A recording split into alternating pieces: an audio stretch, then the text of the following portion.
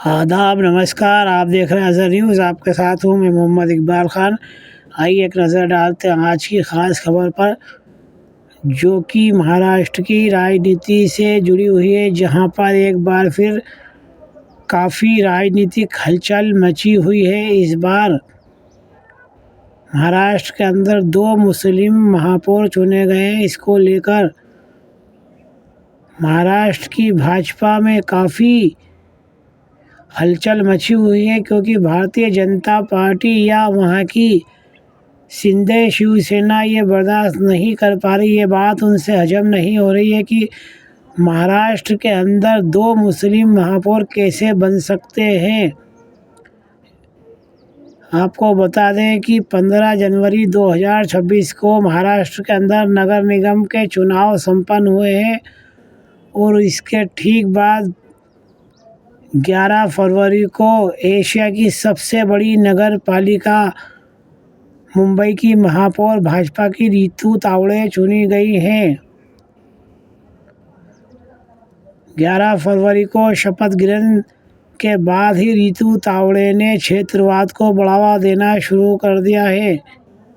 रीतू तावड़े से जब पत्रकार ने सवाल पूछे तो उनका कहना था कि महाराष्ट्र के अंदर काफ़ी घुसपैठ हो रही है, यहाँ पर बाहर के लोग काफ़ी घुसपैठ कर रहे हैं। अगर ये इस तरह मुंबई के अंदर अपने पैर पसारेंगे और मुंबई के अंदर अगर घुसपैठ करेंगे तो फिर हम मुंबईकरों का क्या होगा। आपको बता दें कि इसी प्रकार की क्षेत्रवाद की राजनीति राज ठाकरे भी कर चुके हैं, जिन्होंने कुछ सालों पहले कहा था कि बिहारी और यूपी के लोग महाराष्ट्र में नहीं आना चाहिए। इस मामले ने काफ़ी तूल पकड़ा था और काफ़ी हंगामा हुआ था। ये क्षेत्रवाद को बढ़ावा देना और क्षेत्रवाद के प्रति उनकी नफ़रत को दर्शाता है। वहीं रीतू तावड़े ने भी अब इसी प्रकार का बयान दिया है, जो कि क्षेत्रवाद को ही बढ़ावा देता है।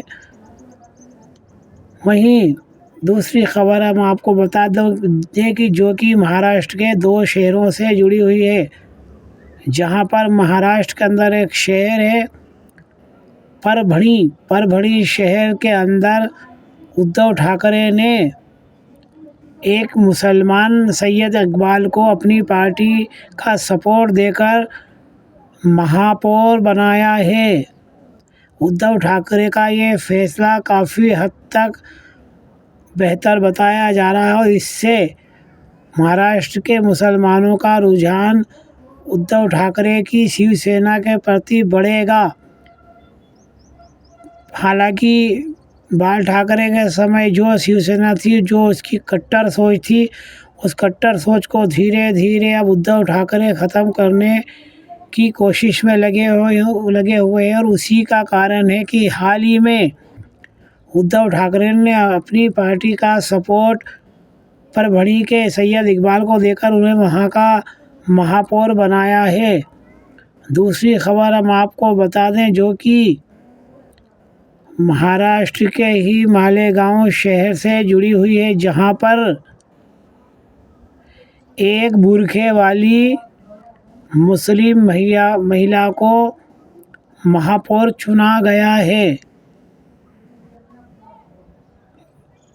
महापौर का नाम है नसरीन बानो, जो कि मालेगांव की बुर्खे वाली महिला है और उन्हें यहाँ पर महापौर चुना गया है। बताया जाता है कि इनको असदुद्दीन ओवैसी की पार्टी ने सपोर्ट किया है, उसके बाद ये मालेगांव की महापौर बनी गई हैं, जिसका काफ़ी विरोध किया जा रहा है। भाजपा और अन्य दलों का कहना है कि एक बुर्खे वाली महिला किस प्रकार महापौर बन सकती है, जबकि कुछ भगवाधारी साधु संत और भगवाधारी साध्वी इस प्रदेश के अंदर, इस देश के अंदर मुख्यमंत्री बन सकते हैं, तो फिर एक बुर्खे वाली महिला महापौर क्यों नहीं बन सकती, एक बड़ा सवाल है। परंतु यहाँ मुस्लिम महापौरों को लेकर सियासत गर्मा गई है और भाजपा और शिंदे शिवसेना के पेट में दर्द शुरू हो गया है। उनकी आंखों में किरकिरी शुरू हो गई है कि हम किसी भी प्रकार महाराष्ट्र के अंदर मुसलमानों को आगे आना नहीं देना चाहते थे, परंतु उद्धव ठाकरे और असदुद्दीन ओवैसी की पार्टी ने अचानक रुख बदलकर 2 मुसलमानों को महाराष्ट्र के अंदर महापौर बनवा दिया है। हम आपको बता दें कि 1982 के बाद मुंबई के अंदर ये भाजपा की 78वीं महापौर हैं।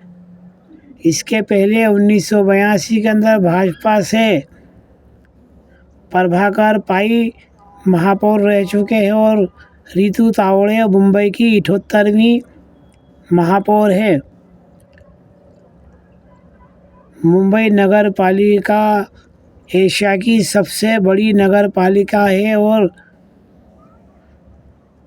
ये भारत की आर्थिक राजधानी भी कही जाती है। यहाँ का महापौर बनना अपने आप में एक बड़ी बात है, परंतु महापौर किसी भी शहर या किसी भी नगर का प्रथम नागरिक, प्रथम शहरी होता है। उसको अपने बयानों पर काफ़ी संयम बरतना चाहिए, अपने शब्दों का सोच समझकर चयन करना चाहिए। इस प्रकार एक महापौर को खुलेआम क्षेत्रवाद को बढ़ावा देने से बाज आना चाहिए। देखते हैं कि महाराष्ट्र की राजनीति में अब क्या उथल पुथल होती है और क्या वहाँ पर आगे कारगुजारियों को अंजाम दिया जाता है। किस प्रकार भारतीय जनता पार्टी और शिवसेना शिंदे इन 2 महापौरों को महाराष्ट्र के अंदर सहन करती है।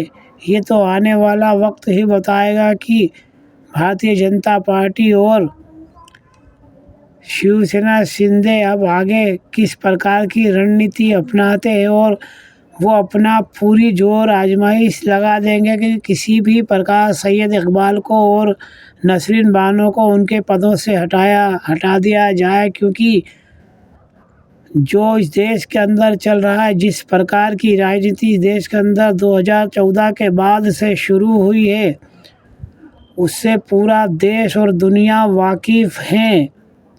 किस प्रकार महाराष्ट्र के अंदर शिवसेना के टुकड़े करवाए गए, किस प्रकार से महाराष्ट्र के साथ साथ बिहार के अंदर भी राजनीति की गई है। इस बात को सारा देश बहुत अच्छी तरह जानता है कि आजकल इस देश के अंदर किस प्रकार की राजनीति की जा रही है और किस तरह सत्ता का दुरुपयोग भी किया जा रहा है। कई पार्टियों के टुकड़े करवाए जा रहे हैं और घरों के अंदर जो सियासी घर हैं और परिवार हैं, उनके अंदर भी मनमुटाव की स्थिति पैदा की जा रही है। किसी भी तरह भाजपा देश के अंदर या प्रदेश के अंदर सत्ता में बनी रहना चाहती है। उसका लगातार यही प्रयास है कि भाजपा पूरे देश के अंदर एक तरफा हुकूमत करे।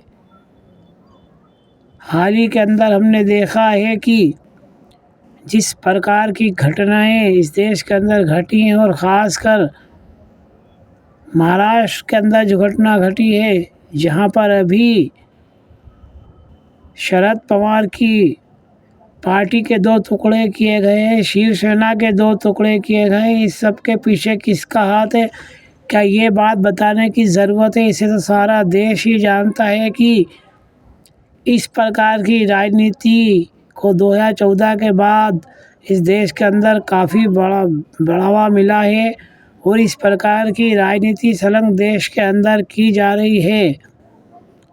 एक अंग्रेज ने कहा था कि पॉलिटिक्स ऑफ कंप्रोमाइज़, मतलब सियासत के अंदर हर प्रकार का समझौता किया जाता है, जो इस देश के अंदर खासकर महाराष्ट्र की सियासत में किया जा रहा है।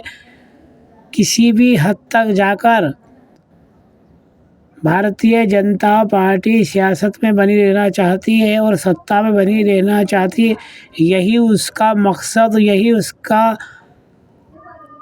मतलब है। हमने सोचा वीडियो काफ़ी अच्छी, इससे आपको रूबरू करा दें।